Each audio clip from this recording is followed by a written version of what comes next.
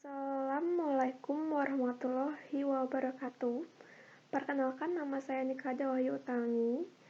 Saya dari jurusan Manajemen Bisnis Telekomunikasi dan Informatika.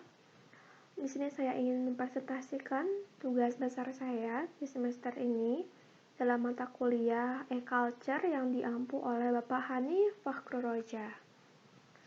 Berikut yang ingin saya sampaikan mengenai analisis jaring sosial, ajakan untuk menolak corona untuk menjaga ekonomi.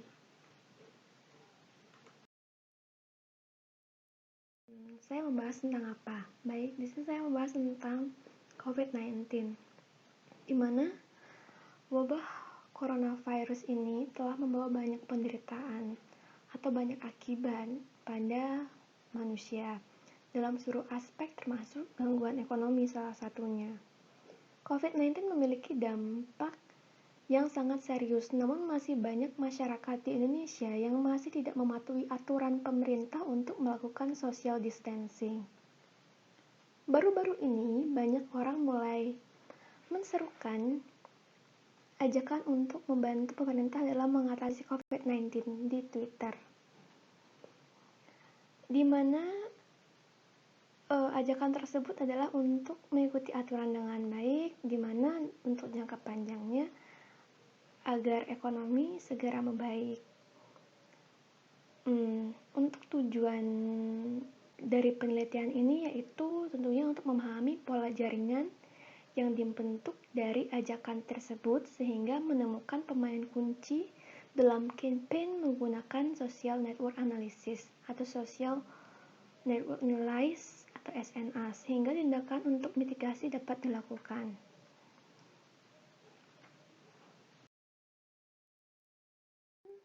Teori yang mendukung dalam penelitian sederhana ini yaitu tentu saja mengenai analisis jaring sosial, di mana SNA ini merupakan bidang penelitian untuk mengukur mengenai struktur relasional dari sebuah fenomena sosial. Nah, bidang di jaring sosial ini merupakan memprediksi. Di sini tujuannya untuk memprediksi, mengetahui struktur hubungan antara sebuah entitas sosial atau aktor ke aktor yang sering kita sebut. Konsep dari sebuah social network analysis yaitu ada 4 poin penting. Yang pertama yaitu network model. Network model ini merupakan atau sering disebut dengan graph, merupakan bentuk hubungan antara nodes dan edge. Nodes itu aktor dan edge itu merupakan hubungannya atau tali hubungannya. Selanjutnya yaitu key player atau pemain kunci. Ini merupakan aktor yang memiliki kekuatan utama dalam sebuah jaringan atau dialah yang pengontrol jaringan tersebut. Untuk tie strength, ini merupakan kekuatan ikatan, juga disebut dengan relasi atau tepi, menggambarkan hubungan tertentu yang ditentukan baik antara dua node, bisa timbal balik. Untuk cohesion atau network cohesion, yang dimaksud adalah mengacu pada ukuran keterhubungan dan kebersamaan di antara para pelaku dalam suatu jaringan. Jaringan sosial dapat didefinisikan sebagai jaringan yang dibentuk oleh seperangkat entitas sosial yang berinteraksi, aktornya yang berinteraksi dan hubungan di antara mereka. Ini untuk collecting data process, hal yang pertama saya lakukan adalah mengakses data Twitter. Nah, akses data Twitter ini memerlukan pendaftaran atau autentifikasi akun Twitter developer. Nah, untuk mendapatkan key secret token. Nah, lalu data tweet dikumpulkan menggunakan metode stream Twitter pada package. Package ini ada di beberapa aplikasi seperti RStudio, juga Orange, dan YP. Di sini saya menggunakan YP. Lalu metode ini akan memanggil Twitter API atau Application Programming Interface untuk melakukan pengumpulan data tweet. Nah, pengumpulan data tweet ini saya lakukan pada tanggal 8 April 2020. Dan di sini saya stream secara real time. Nah, di sini saya menggunakan hashtag yang saya masukkan adalah cekal corona save ekonomi. Nah, kata ini dipilih karena merupakan trending di Indonesia pada saat itu. Nah, tentu saja hashtag tersebut langsung menjurus kepada topik yang dimaksud dan tidak menimbulkan multitafsir dengan konteks atau topik lain, sebagaimana bila menggunakan kata kunci lain yang merupakan keterangan dari topik ini. Selanjutnya, proses dengan membangun jaringan. Kita membuilding jaringan, lalu menghitung matriks dari jaringan tersebut. Nah, matriks akan saya sampaikan di slide selanjutnya. Metrik jaringan, setelah kita melakukan data collection tadi, selanjutnya kita menghitung matriks jaringan. Matriks jaringan ini sudah ada package-nya juga di GP, kita tinggal melakukan run saja di tab statistik. Nah, untuk pertama kita jalankan tab statistik dan kita akan mendapatkan resultnya masing-masing dari matriks. Yang pertama itu dari penyelidikan saya ini network diameternya adalah 9. Lalu untuk modularity atau nilai dari komunitasnya adalah 0,658. Ini kurang lebih ada 16 atau 17 komunitas.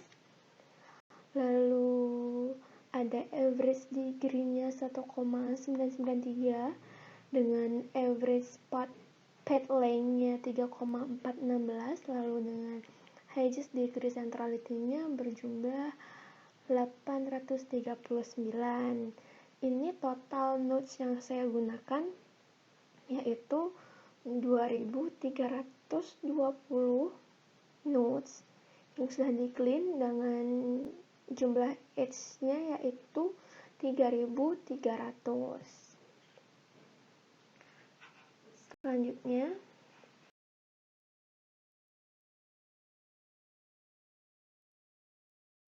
nah untuk hasil dari analisis yang saya lakukan, yang pertama yaitu eigenvector centrality, di mana eigenvector centrality yang tinggi itu mengidentifikasi bahwa node yang terhubung dengan beberapa aktor penting memiliki pengaruh lebih besar. Nah, dapat diasumsikan juga eigenfaktor centrality ini mengukur kekuatan individu dalam menyebarkan sebuah informasi. Dari hasil run eigenvector centrality yang saya lakukan, bahwa Risma Widiono ini memiliki nilai tertinggi eigenvector centrality-nya dan diikuti oleh 4 akun teratas lainnya. Ada JR_KW19, ada Bangsul 88, dan juga ada akun otoritas yaitu Jokowi, dan lalu ada Airin NZ. Nah, dari seluruh akun yang terkumpul 5 teratas ini, bahwa didominasi oleh akun yang bukan otoritas atau non-otoritas atau akun yang tidak resmi. Nah, untuk dari visualisasinya, ini merupakan yang hijau merupakan eigenvector centrality dari Risma Widiono atau jaringannya Risma Widiono, dan ini yang kedua yaitu JR_KW19 dengan nilai masing-masing 0,953 dan 0,08 yang paling terlihat eigenvector centrality-nya.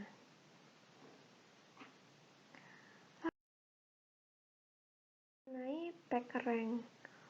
Nah, nilai dari PageRank ini menunjukkan bagaimana pengguna Twitter menilai kualitas otoritas dan kepercayaan terhadap pengguna Twitter lainnya, di mana jumlah link dan reputasi dari link yang menuju ke suatu halaman akun tersebut. Nah, 5 akun Twitter teratas ini dengan PageRank tertinggi didominasi oleh akun-akun yang mengkritisi isu-isu terkini atau mereka adalah citizen journalism. Dan terdapat juga Presiden Indonesia atau Bapak Insinyur Jokowi dengan akun Twitternya @jokowi memiliki pusat PageRank tertinggi. Sebagai pemimpin negeri Republik Indonesia, tentu saja tingkat kepercayaan terhadap akun tersebut makin tinggi. Dan juga di sini juga terlihat dari followers Pak Jokowi memiliki followers yang terpercaya atau akun-akun yang penting. Lalu ada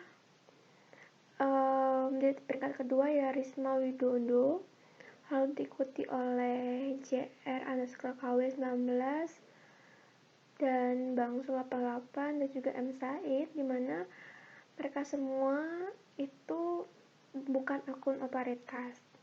Walaupun demikian, mereka memiliki PageRank yang tinggi, sehingga tingkat kepercayaannya juga tinggi terhadap akun-akun mereka.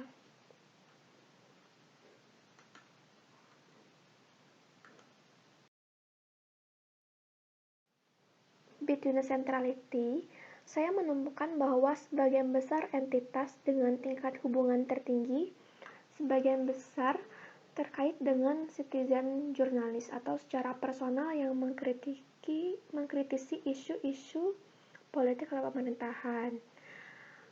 Bitwitness Centrality tertinggi pertama adalah Tristan Tris. Dia berbagi banyak informasi yang terjadi di Indonesia, melakukan update setiap harinya dalam akun Twitter. Aktor-aktor atau note lain yang saya temukan dalam 5 entitas teratas dengan Bitwitness Centrality tertinggi adalah aktivis-aktivis. Dan kebanyakan dari mereka adalah aktivis yang menyuarakan hal-hal yang tidak sesuai dengan kondisi saat ini. Jika dilihat dari hasil GEPI bahwa yang memiliki Bitwitness yang paling tinggi yaitu community yang memiliki gradien warna ungu, yaitu 57,9%. Di penelitian saya ini, di mana krisis ekonomi akan berkepanjangan jika masyarakat tidak aware terhadap COVID-19. Dari jaringan yang sudah terbentuk, yang saya lakukan melalui stream data, kita menemukan bahwa aktor paling populer dalam percakapan #cekal corona save ekonomi adalah Risma Widyono, di mana Risma Widyono ini merupakan seorang citizen jurnalis, juga kerap kali mengkritisi isu-isu hari ini, isu-isu sosial, fenomena sosial, pemerintahan, juga politik. Nah, dia juga memiliki kekuatan untuk menyebarkan informasi ke seluruh jaringan karena memiliki eigen vector yang tinggi. Tweetnya tentang meminta pemerintah untuk lebih tegas lagi melakukan pembatasan sosial untuk pencegahan terinfeksinya COVID-19, serta agar ekonomi tidak terus merosot, memiliki respon yang baik. Pesan itu sangat mudah tersampaikan olehnya. Lalu di sini untuk Jokowi, satu-satunya akun otoritas yang masuk ke dalam list dari PageRank, Bitwitness, dan juga eigen vector ini karena posisinya juga sebagai Presiden Indonesia yang merupakan menjadi akun yang resmi dan dipercaya dan dikelilingi oleh orang-orang yang penting atau aktor-aktor penting. Jokowi memegang gelar aktor paling otoritatif dalam percakapan cekal corona safe ekonomi karena beliau memiliki pack rank tertinggi. Dan lalu kita bisa melihat Tristan Tris adalah aktor yang paling efektif dalam menghubungkan komunitas yang berbeda dalam percakapan cekal corona safe ekonomi karena memiliki nilai betweenness centrality yang tertinggi. Nah, untuk penelitian ini dimana bahwa tidak hanya orang-orang yang punya otoritas atau jabatan yang bisa menyebarkan informasi. Di sini sebagian besar yang masuk 5 teratas yaitu orang-orang yang non otoritas. Jadi ini dapat mempengaruhi penyebaran dari sebuah informasi sehingga mungkin pemerintah lebih aware terhadap orang-orang yang mungkin penting dalam penyebaran informasi ini, bahwa tidak hanya bagian-bagian formal, orang-orang yang formal aja yang bisa menyampaikan, namun orang-orang yang non otoritas lebih cenderung diminati atau didengar oleh masyarakat.